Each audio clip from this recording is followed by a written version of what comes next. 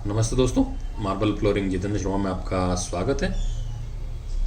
अगर आपने हमारे चैनल को अभी तक सब्सक्राइब नहीं किया तो सब्सक्राइब कर लें और लाइक नहीं किया तो लाइक करें। आज मैं आपको इस वीडियो में जो मार्बल का जो ब्लॉक होता है, अगर आप उसको परचेज करके टन के हिसाब से या किलोग्राम के हिसाब से आप जब खरीदते हैं तो उसमें से कटिंग के बाद में आपको कितना मार्बल मिलता है, इस वीडियो में आपको वही बताऊंगा। जैसा कि मेरा हेडिंग है 1 टन मार्बल में 1 टन ब्लॉक है, मार्बल में कितना फीट मार्बल आपका निकलेगा, कितना स्क्वायर फीट।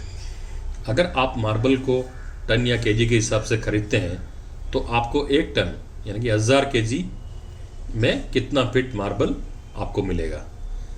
तो यही मेन है। अगर आप कभी भी ब्लॉक खरीद के फिर उसकी कटिंग करवाते हैं तो आपको कितना में काटने पर कितना रिकवरी आपको मिलती है, इस वीडियो में मैं आपको वही समझा रहा हूँ। जैसे ये 1000 केजी है यानी 1 टन हो गया ये ब्लॉक मार्बल।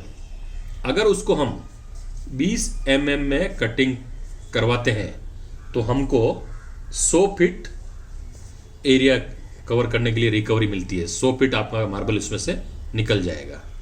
अगर आप उसको 18 में कटिंग करवाएंगे तो आपको 125 फीट रिकवरी मिलेगी मार्बल की। अगर आप 16 में इसको कटिंग करवाते हैं तो 150 फीट आपका रिकवरी निकल जाएगी। अगर इसी को आप 14 में कटिंग करवाते हैं तो 175 स्क्वायर फीट आपको ये मार्बल आपकी रिकवरी रहेगी। तो अगर आप कभी भी बिजनेस करते हैं और टन के हिसाब से आप मार्बल खरीदते हैं और उसकी कटिंग करवाते हैं, उसी आइडिया के पर्पज से मैंने ये वीडियो बनाया है। और अगर आप इस ब्लॉक को खरीदते हैं और कटिंग करवाते हैं तो इसमें एक रिस्क रहती है क्रैक की।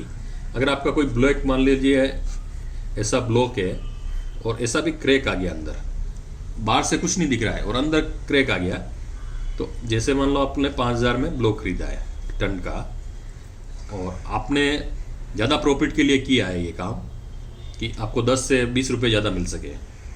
लेकिन अगर बीच में क्रैक निकल जाता है तो आपको 20 की जगह पे 20 रुपये माइनस में भी जाना पड़ सकता है। तो आप जब भी ब्लॉक खरीदें देख के खरीदें।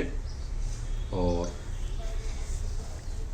ये थी आपको पूरी मेरी तरफ से जानकारी। अगर आपको जानकारी अच्छी लगी हो तो लाइक और सब्सक्राइब जरूर कीजिएगा, हो सके जितना शेयर कीजिएगा। धन्यवाद।